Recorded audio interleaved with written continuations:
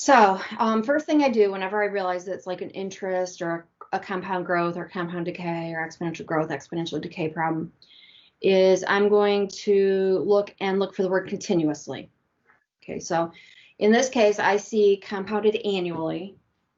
And so as soon as I see compounded annually, I know that I'm not using PERT. I am using the other formula, and so I'm going to go ahead and be using P times 1 plus R over N to the NT power. That's the formula I'm using. So first thing to do is make sure that I know which formula I'm using. The word annually means at the end of every year it's getting compounded, and so that means that N is 1 because N is the number of times it's compounded. Now I've got to dissect the rest of it. So it tells me that 32,000 is borrowed. That tells me that that's the beginning amount. So I'm going to, the way I remember it is that P is my beginning amount. I'd like to try to generalize it so I can use this in as many situations as possible. So let's see, what else do I know about this problem? I know that it's being borrowed for 13 years, so that means that's T. T is the number of years. And 8% interest. So we assume that that's the annual interest rate, which in this case, it's compounding annually anyways. We assume the interest is annual. And so that tells me that my rate is 0.08.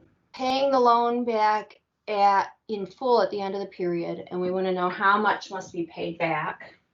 So we're looking for the amount paid back.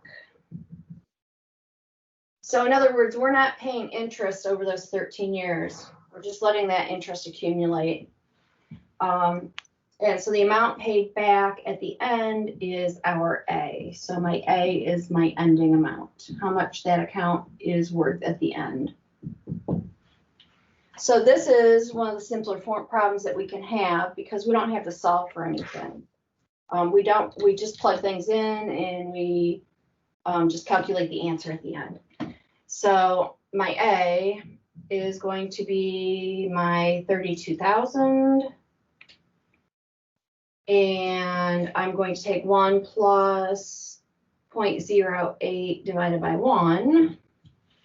And that's raised to the 1 times 13 power. So be careful, obviously, that you type it in right. That's the easiest place to make a mistake then. So, various places where we could tweak this problem. Eventually, you're going to see different variations. Sometimes you might be told how much you're ending with, and you have to figure out how much you're beginning with. That's actually just going to be an equation that you have to solve, but it's just going to be a linear equation to solve. They could give you the beginning amount and the ending amount and ask for the rate. That would end up being some sort of power equation that you'd have to solve. I'm using this terminology, which you probably don't use in the book, to represent something where you have a number equals a function or an expression, I should say, to a number.